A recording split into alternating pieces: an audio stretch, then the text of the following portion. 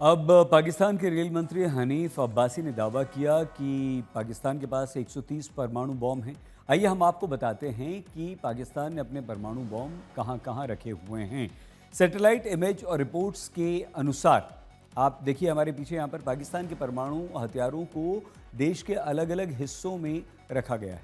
अब यहाँ ये मसरूर एयरबेस है, यहाँ पर आप देख रहे हैं, ये कराची के बिल्कुल पास है। सरगोधा गैरिसन किराना हिल्स के पास है ये वाला।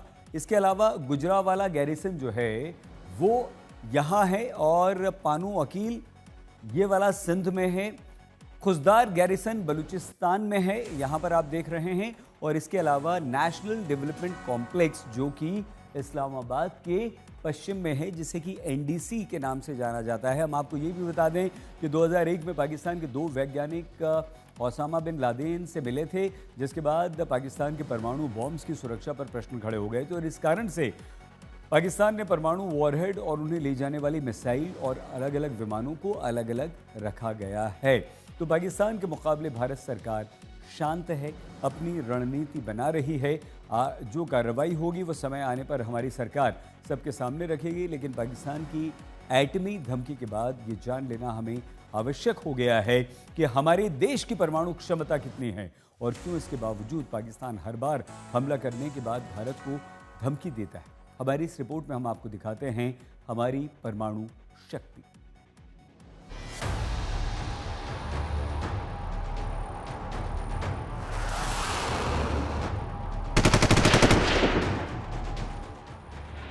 न्यूक्लियर ट्रायड, ये वो 2 शब्द हैं जिनसे पाकिस्तान खौफ खाता है।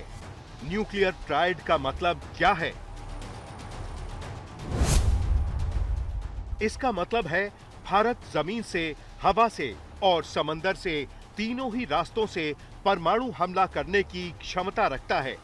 यही नहीं, ये क्षमता अमेरिका, रूस और चीन के बाद सिर्फ भारत के पास है कि वो पूरी ताकत से तीनों रास्तों से परमाणु हमला कर सकता है। और ऐसी क्षमता वाले भारत को पाकिस्तान सिर्फ गीदड़ भभकी दे सकता है। पाकिस्तान को धमकी देने का हौसला कैसे मिलता है? दरअसल भारत की नीति अभी नो फर्स्ट यूज की है, यानी भारत किसी भी देश पर पहले परमाणु हमला नहीं करेगा। वो इस ताकत को अपनी रक्षा का स्तंभ मानता है। अगर भारत इस नीति में बदलाव कर दे तो पाकिस्तान में हड़कंप मच सकता है। वैसे भी भारत के पास ये क्षमता है कि वो मिराज 2000, सुखोई 30 और राफेल से परमाणु हमला कर सकता है। दूसरी तरफ आईएनएस अरिहंत वो पनडुब्बी है जो परमाणु वारहेड वाली K-15 और K-4 बैलिस्टिक मिसाइल लॉन्च कर सकती है। इनके अलावा पृथ्वी और अग्नि जैसी मिसाइलें पाकिस्तान के किसी भी हिस्से में परमाणु हमला करने की ताकत रखती हैं। दूसरी तरफ परमाणु बम गिराने की क्षमता रखने वाले पाकिस्तान के आधे से ज्यादा F-16 खराब पड़े हैं।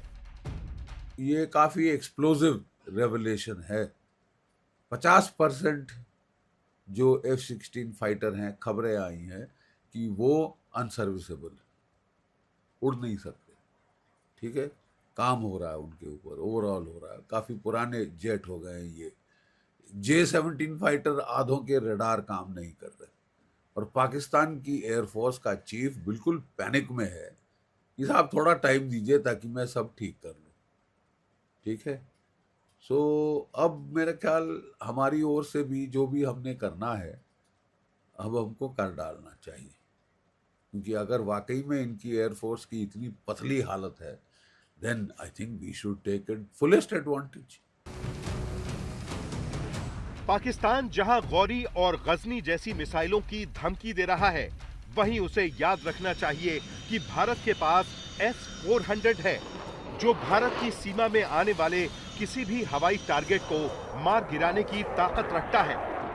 दूसरी तरफ भारत ने सुपरसोनिक क्रूज मिसाइल बना ली है, जो आवाज से भी 5 गुना तेजी से उड़ान भरती है और कोई भी रडार उन्हें पकड़ नहीं सकती। ऐसे में पाकिस्तान गीदड़ भभकी देने से पहले भारत की ताकत और अपनी हालत पर गौर कर ले। आज तक ब्यूरो।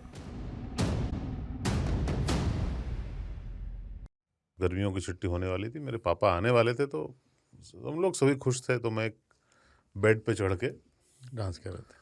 डांस कर रहा था, लेकिन वो पहले ही आ गए। फ्रीज। तो मैं उस समय तो कंटिन्यू नहीं कर सकता था ना, तो फ्रीज फ्रेम टाइप का हो गया। कसम पैदा कर